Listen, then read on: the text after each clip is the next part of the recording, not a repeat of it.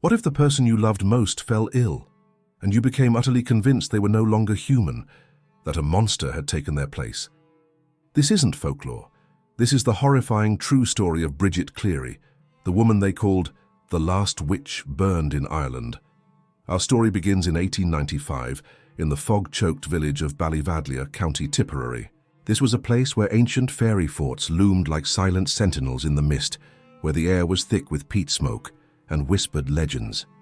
Tales of fairies who steal souls and leave behind sinister imposters. Here, old myths held more power than the law, and the wind carried secrets no one dared to speak aloud. In this village lived Bridget Cleary. She was 26 years old, fierce, defiant, and startlingly modern. She was a seamstress, a milliner, a woman who earned her own money, wore stylish clothes, and walked with a spark that unsettled the old-fashioned village. She was too bold for her time, and tragically, that would be her undoing. It all started with a fever. A sickness gripped Bridget like a vice, leaving her bedridden in her damp, small cottage. For days, she lay there, her breath shallow, her skin as pale as moonlight. Her husband, Michael Cleary, paced the creaking floorboards, his face etched with worry. Doctors were called, but their modern tonics were useless against her shivering delirium. Outside the cottage, neighbors gathered, their lanterns casting jagged, dancing shadows. "She's been fairy-struck," they hissed, their voices low as if the wind itself might be listening. "The fairies took the real Bridget, and they've left a changeling in her place."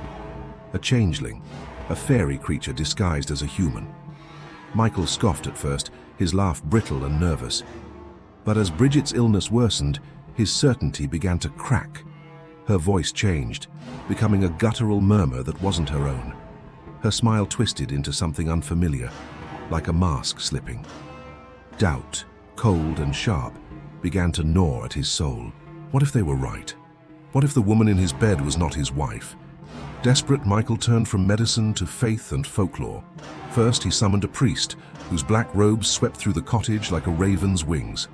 When prayers didn't work, he called upon the fairy doctors, local healers who practiced ancient folk magic.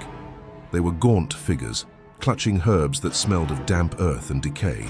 They forced bitter concoctions of milk and strange herbs down Bridget's throat, their chants rising in a fevered cadence, demanding that the creature inside her prove it was no imposter. Through it all, Bridget writhed, her voice hoarse from pleading. "I am Bridget Cleary," she cried, her words swallowed by the drone of prayers and ancient charms. "I am your wife." But Michael's eyes burned with a wild, terrifying conviction. He loomed over her bed, his voice a snarl. "If you're my wife, God will shield you. If you're a fairy, then fire will burn you out."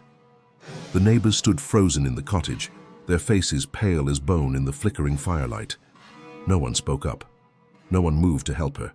They would later call it a purification, a ritual to drive out the fairy, but the air in that tiny room reeked of pure dread. March 15th, 1895. The night that sealed Bridget's fate. The hearth in the small cottage roared, its flames licking the stone walls like hungry tongues. Bridget, now weak and trembling from days of torment, tried to crawl away, her fingers clawing at the dirt floor. But hands, too many hands, grabbed her and dragged her back toward the fire. Michael's voice thundered, shaking the very rafters of the cottage. "Answer me! Are you Bridget Cleary, my wife, in the name of God?" Her screams tore through the night, sharp and raw, echoing across the silent valley. In distant cottages, families bolted their doors, their hearts pounding in their chests. They heard her cries, her voice breaking as she sobbed, "I am Bridget, I am." But the village held its breath, paralyzed by a single terrible question.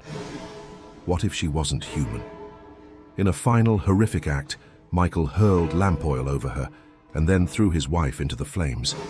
The fire roared, consuming her cries. Her silhouette twisted in the blaze for a moment, then fell silent. The only sounds left were the hiss and crackle of burning wood and the sickeningly sweet smell of char that clung to the air. When the flames finally died down, the cottage was a husk of silence. Michael stood there, his eyes hollow, muttering that the real Bridget would soon return. She would come galloping from the fairy hills on a white horse under the midnight moon. For 3 long nights, He waited in the frost-bitten fields, his lantern flickering like a dying star, watching the fairy fort for her return.